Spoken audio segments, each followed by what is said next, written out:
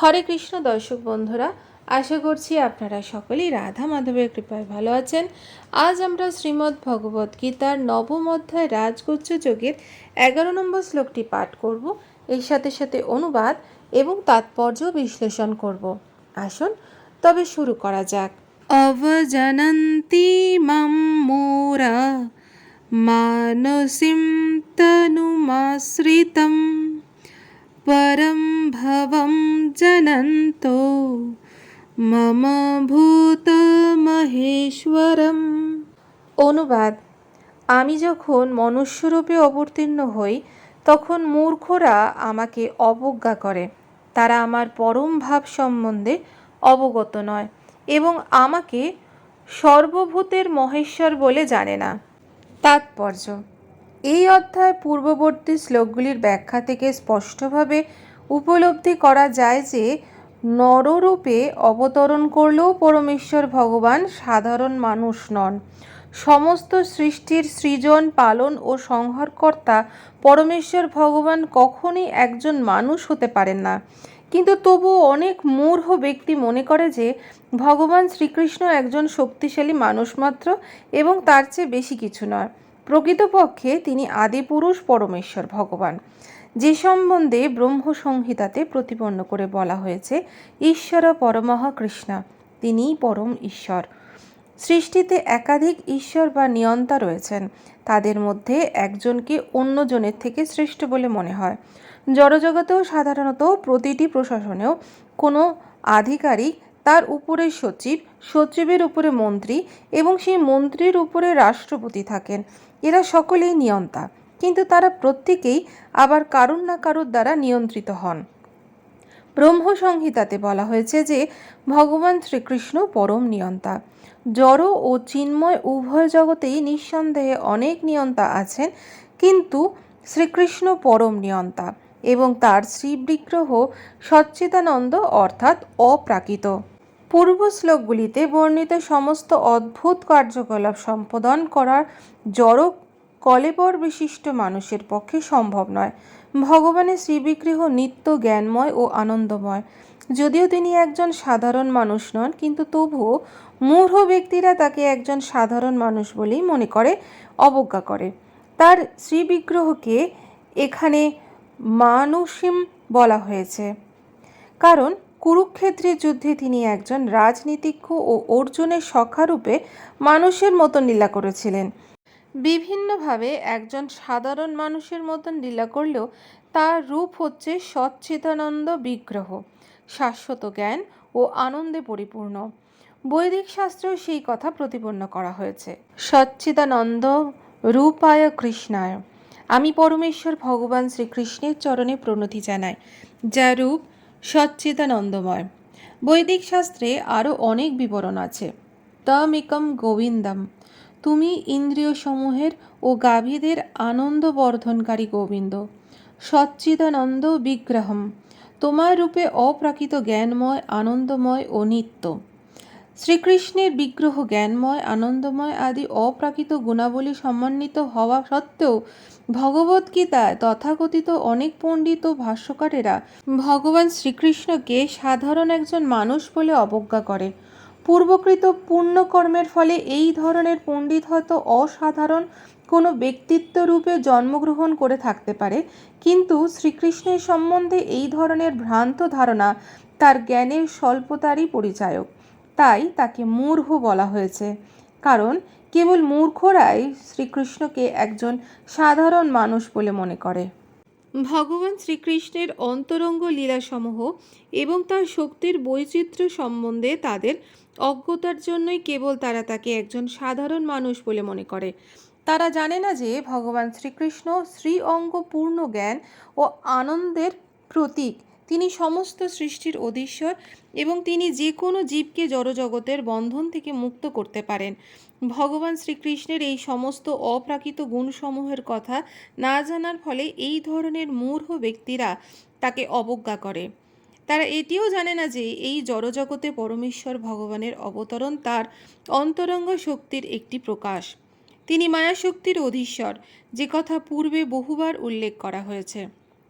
মম মায়া দূরত্বয়া, তিনি ঘোষণা করেছেন যে অতি প্রবল মায়াশক্তি সর্বতোভাবে তার অধীন এবং তার চরণাবৃন্দে শরণাগত হওয়ার ফলে যে কোনো জীব এই মায়ার নিয়ন্ত্রণ থেকে সম্পূর্ণভাবে মুক্ত হতে পারে। ভগবান শ্রীকৃষ্ণের শরণাগত হওয়ার ফলে যদি বদ্ধ জীব মায়াশক্তির প্রভাব থেকে মুক্তও হতে পারে, তাহলে সমগ্র বিশ্বব্রহ্মাণ্ডের সৃজন, পালন ও সংহারের পরিচালক স্বয়ং সেই ভগবান কি করে আমাদের মতন জড়দেহধারী হতে পারেন? অতএব শ্রীকৃষ্ণ সম্বন্ধে এই প্রকার ধারণা সম্পূর্ণ মূঢ়তাপূর্ণ। মূর্খেরা হৃদয়ঙ্গম করতে পারে না যে সাধারণ মানুষের রূপ বিশিষ্ট পরমেশ্বর ভগবান শ্রীকৃষ্ণ ক্ষুধাতি ক্ষুদ্র অণু থেকে বিরাট বিশ্বরূপ পর্যন্ত সব কিছুরই নিয়ন্তা হতে পারেন। বৃহত্তম ও ক্ষুদ্রতম তাদের ধারণার অতীত। তাই তারা কল্পনাও করতে পারে না যে নরাকার কেউ কিভাবে জগৎপথ অসীম ও ক্ষুদ্রতমকে নিয়ন্ত্রণ করতে পারেন। বস্তুত ভগবান এই অসীম ও সসীমকে নিয়ন্ত্রণ করা সত্ত্বেও তিনি এই সৃষ্টির প্রকাশ থেকে সম্পূর্ণ স্বতন্ত্র হয়ে থাকেন। তার যোগেশ্বরম অর্থাৎ অচিন্ত দিব্য শক্তি সম্বন্ধে স্পষ্টভাবে বলা হয়েছে যে শ্রীকৃষ্ণ অসীম ও সসীমকে যুগোৎপদভাবে নিয়ন্ত্রণ করেও সেগুলি থেকে পৃথক থাকতে পারেন। যদিও মূর্খেরা কল্পনা করতে পারে না যে কিভাবে নররূপী শ্রীকৃষ্ণ অসীম ও সসীমকে নিয়ন্ত্রণ করতে পারেন, কিন্তু শুদ্ধ ভক্তের সেই সম্বন্ধে কোনো সন্দেহ থাকে না, কারণ তিনি জানেন যে শ্রীকৃষ্ণ স্বয়ং পরমেশ্বর ভগবান। তাই তিনি শ্রীকৃষ্ণের শ্রীচরণাবিন্দে সর্বতোভাবে আত্মসমর্পণ করেন এবং কৃষ্ণ ভাবনায় ভাবিত হয়ে ভগবত ভক্তি পরায়ণ হন। ভগবান শ্রীকৃষ্ণের নররূপে অবতার সম্বন্ধে সবিশেষবাদী ও নির্বিশেষবাদীদের মধ্যে অনেক মতভেদ আছে, কিন্তু আমরা যদি শ্রীকৃষ্ণ তত্ত্ব সম্বন্ধীয় প্রামাণ্য শাস্ত্র ভগবদ্গীতা ও শ্রীমদ্ ভগবতমে শরণাপন্ন হই, তাহলে আমরা অনায়াসে বুঝতে পারি যে ভগবান শ্রীকৃষ্ণই স্বয়ং পরমেশ্বর ভগবান। এই ধরাধামে নররূপে অবতরণ করলেও তিনি সাধারণ মানুষ নয়। শ্রীমদ্ ভগবতের প্রথম স্কন্ধের প্রথম অধ্যায় যখন শৌনক মুনি আদি ঋষিরা শ্রীকৃষ্ণের লীলা প্রসঙ্গে প্রশ্ন করেছিলেন, তখন তারা বলেছিলেন পরমেশ্বর ভগবান শ্রীকৃষ্ণ তার ভ্রাতা বলরামের সঙ্গে মনুষ্যরূপের লীলাবিলাস করেছেন এবং এভাবে তার স্বরূপ গোপন রেখে তিনি বহু অলৌকিক কার্য সম্পাদন করেছেন। পরমেশ্বর নররূপে অবতরণ মূঢ়দের কাছে বিভ্রান্তিকর। পৃথিবীতে অবস্থানকাল শ্রীকৃষ্ণ যে সম্বন্ধে অদ্ভুত ক্রিয়াকলাপ প্রদর্শন করেছিলেন তা কোনো সাধারণ মানুষ করতে পারে না। শ্রীকৃষ্ণ যখন তার পিতা ও মাতা বসুদেব ও দেবকীর সমক্ষে সর্বপ্রথম আবির্ভাব হন, তখন তিনি চতুর্ভুজ রূপ দিয়ে প্রকট হয়েছিলেন, কিন্তু মাতা পিতার প্রার্থনায় তিনি একটি সাধারণ শিশুর রূপ ধারণ করেন। শ্রীমদ্ ভগবতে বলা হয়েছে বভূব প্রকৃতি শিশু, তিনি একটি সাধারণ শিশু, একটি সাধারণ মানুষে পরিণত হয়েছিলেন। এখন আবার এখানে প্রতিপন্ন করা হয়েছে যে সাধারণ মনুষ্যরূপ প্রকট হওয়া তার চিন্ময় শ্রী বিগ্রহের এক মধুর বিলাস। ভগবদ্গীতায় 11 অধ্যায় বর্ণনা করা হয়েছে যে অর্জুন শ্রীকৃষ্ণের চতুর্ভুজ রূপ দেখবার জন্য প্রার্থনা করেছিলেন। এই চতুর্ভুজ রূপ প্রকাশের পর অর্জুনের প্রার্থনার শ্রীকৃষ্ণ পুনরায় তার আদি মনুষ্যরূপ ধারণ করেছিলেন। ভগবানের এই বিবিধ রূপ বৈচিত্র্য অবশ্যই সাধারণ মানুষের মতন নয়। যে সমস্ত মানুষেরা মায়াবাদীদের দ্বারা কুলুষিত হওয়ার ফলে শ্রীকৃষ্ণকে অবজ্ঞা করে, তারা শ্রীকৃষ্ণকে সাধারণ মানুষ বলে প্রমাণ করবার উদ্দেশ্যে শ্রীমদ্ ভগবতের এই শ্লোকটি উদ্ধৃত করে। অহম সর্বেষু ভূতেষু ভূতাত্মা বহিস্তৎ সদা। আমি সর্বদা সমস্ত জীবের মধ্যে পরমাত্মা রূপে অবস্থান করি। ভগবান শ্রীকৃষ্ণকে অবজ্ঞাকারী অনধিকারী ব্যক্তিদের মনোকল্পিত ব্যাখ্যার অনুসরণ না করে এই শ্লোকের তাৎপর্য শ্রীল জীব গোস্বামী ও শ্রীল বিশ্বনাথ চক্রবর্তী ঠাকুর আদি বৈষ্ণব আচার্যদের ব্যাখ্যা অনুসারে বোঝার চেষ্টা করা উচিত। এই শ্লোকের টিকায় শ্রীল জীব গোস্বামী বলেছেন যে শ্রীকৃষ্ণ পরমাত্মা রূপে স্থাবর ও জঙ্গম সমস্ত জীবের মধ্যে অবস্থান করেন।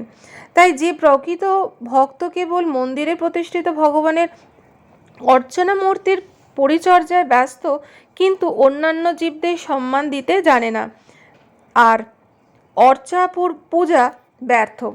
3 শ্রেণীর ভগবত ভক্ত আছেন এবং তাদের মধ্যে প্রাকৃত ভক্তরা সবচেয়ে কনিষ্ঠ শ্রেণীভুক্ত। সে অন্য ভক্তদের উপেক্ষা করে মন্দিরের অর্চবৃক্ষের প্রতি একাগ্র হয়ে থাকে। সুতরাং বিশ্বনাথ ঠাকুর সাবধান বাণী এই যে এই প্রকার মনোবৃত্তির সংশোধন করা আবশ্যক। ভক্তের দেখা উচিত, যেহেতু পরমাত্মা রূপে শ্রীকৃষ্ণ সমস্ত জীবের হৃদয়ে বিরাজমান থাকেন, তাই প্রতিটি জীবদেহেই ভগবানের মন্দির। ভগবানের মন্দিরকে যেভাবে অভিবাদন করা হয়, তেমনি পরমাত্মার মন্দির স্বরূপ প্রতিটি প্রাণীকেও যথোচিত সম্মান করা উচিত।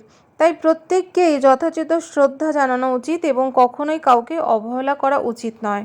অনেক নির্বিশেষবাদী আছে যারা মন্দিরে ভগবানের শিববিগ্রহের অর্চনকে উপহাস করে। তারা তর্ক করে যে যেহেতু ঈশ্বর সর্বব্যাপক, তাই মন্দিরে পূজা করে তাকে সীমিত করা হবে কেন? কিন্তু ভগবান যদি সর্বব্যাপক হন, তাহলে কি তিনি মন্দিরে অথবা অর্চাবৃক্ষের নেই?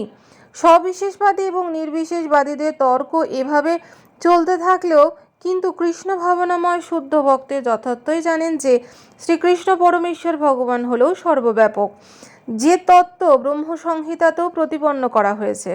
তার স্বীয়ধাম গোলক বৃন্দাবনে নিত্য বিরাজমান হওয়া সত্ত্বেও তিনি তার বিবিধ শক্তির প্রভাবে এবং তার অংশ প্রকাশের মাধ্যমে প্রাকৃত ও অপ্রাকৃত সৃষ্টি সর্বত্রই বিরাজমান।